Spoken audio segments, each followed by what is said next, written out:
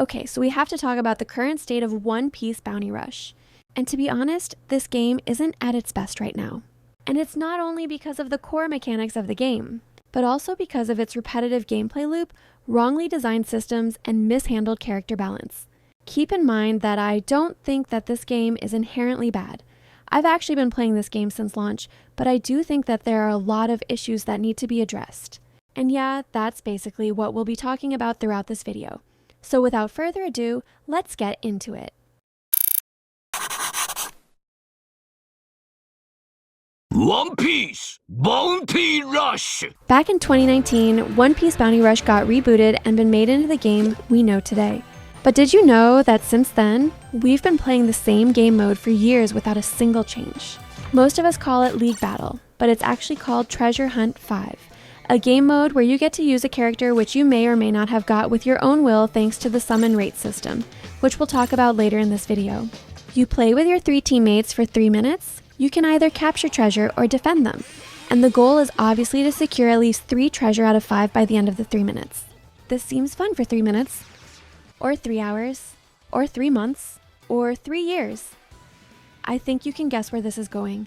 This has been the main game mode for years now, and nothing has changed to it. And it's basically the same structure. Start game, 3 minutes timer, capture treasure, defend, rinse, and repeat. Over and over and over again. Like, it gets overly repetitive to a certain point, but luckily, Bandai releases new characters on a decently regular basis. Characters that, well, sometimes add nothing to the game or just completely break the game. A few years ago, characters that aren't really usable in League Battle would go to support and boost your main roster's stats. These characters were mostly 2 and 3 stars and sometimes 4-star characters, but now even newer Bounty Fests serve the sole purpose of being a support character. Not because they're necessarily bad, but they're bad in the current meta.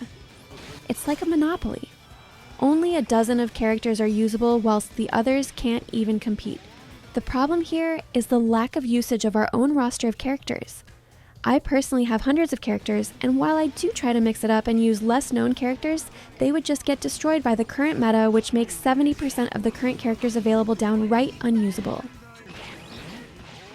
Now, you may be wondering why would that be a problem in of itself, like why not just ignore getting those unusable characters and try to get the best ones? Well, let me introduce you to the economy in this game.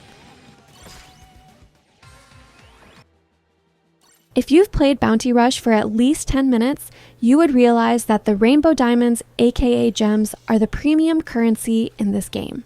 They're fairly easy to get now, but can stagnate for a while, especially when there aren't many events going on.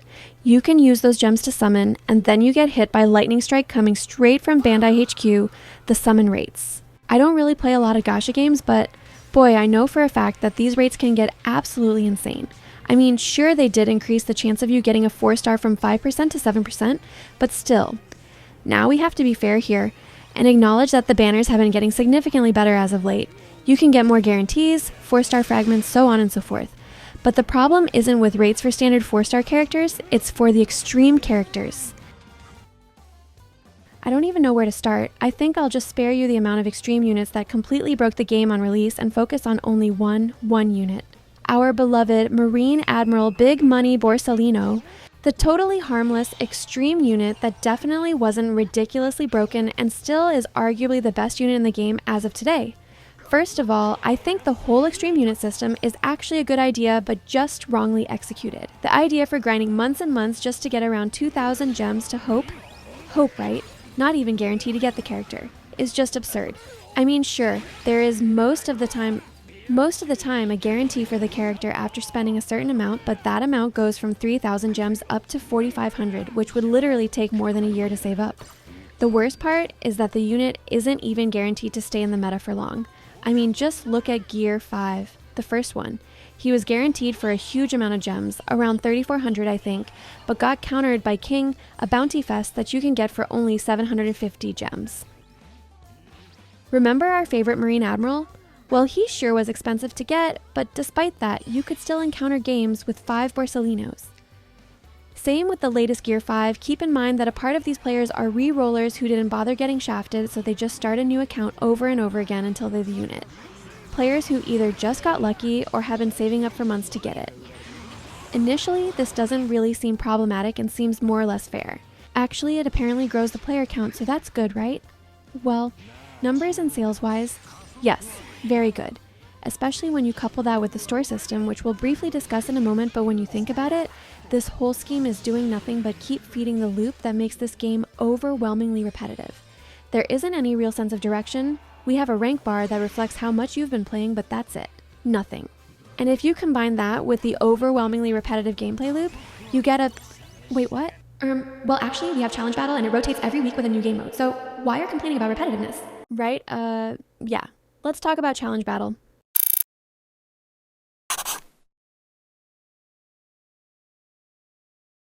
Love OPBR, and I'm sure a lot of you guys do. The question we must ask is, does OPBR love us? Okay? So of course, I know that Bandai is not watching. And even if they are, they're not going to go like, wow, this guy makes great points, and so we'll change stuff, right? I just want to discuss this, okay? These are things that I don't like, and, just because it's in the game doesn't mean I have to accept them. Some people end up quitting and coming back, and some people just can't quit even if they have so many complaints about the game. And, well, the simple reason why is that it's a sunk cost fallacy, right? We all played this game for a long time, so the more we spend playing, the more we feel like it's hard to give up, right? Because we feel like we'll waste all that time we invested into the game. That clip right there was from a video made by Forgiven Relief, an OG Bounty Rush YouTuber. People who have been in this community for a couple of years know that he's been through this game's highs and lows. However, he actually brought up something that has been nothing but true the more time goes by: the sunk cost fallacy. This phenomenon is pretty common with every pay-to-win game nowadays, but the reason why it's the core problem of the game, it's because Bandai has based this game's whole entire gameplay loop on this exact concept. And there isn't more obvious evidence of this than Challenge Battle.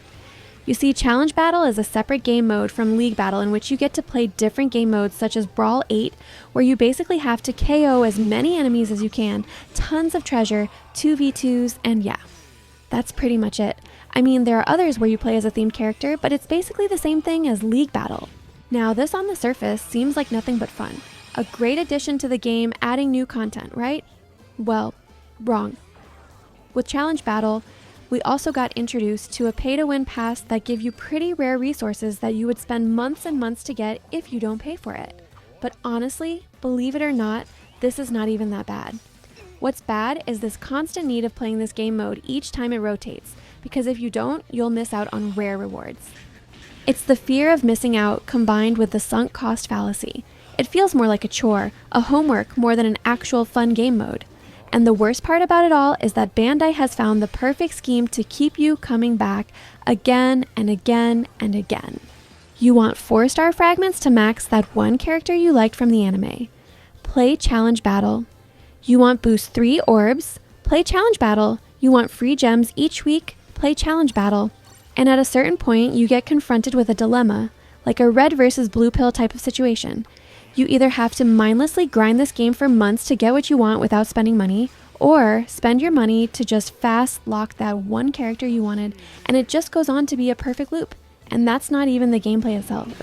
You can buy an item that is marketed to get you a character you want for sometimes a really unreasonable price, just to realize that the drop rate for that character isn't actually a 100%, more like a 10% if you're lucky. I completely understand video game companies needing to implement tools to make money, but what I disagree with is when it compromises the player overall experience of the game, and I think most players would agree with that. But to be fair, they seem to kind of care. I mean, I don't know about you, but these buffs or character balance adjustments have been bad. Like actually, as I'm making this video, the last buffs were Momo and Ray Ray, and they weren't even able to compete in this meta. So, yeah, kind of a shame. They also seem to give out more gems than before, and there's a new daily tab so you can get 5 additional gems after completing daily challenges for 7 days, but yeah, nothing major. And that might be the problem. This game needs a major overhaul to at least buff older units or just a good chunk of the current character roster. That way you add more diversity to the matches. I'm tired of seeing the same characters over and over, like it's always a Kuma, a Gear 5, a Saturn, or a Law. So yeah. That's pretty much what I wanted to go over in this video.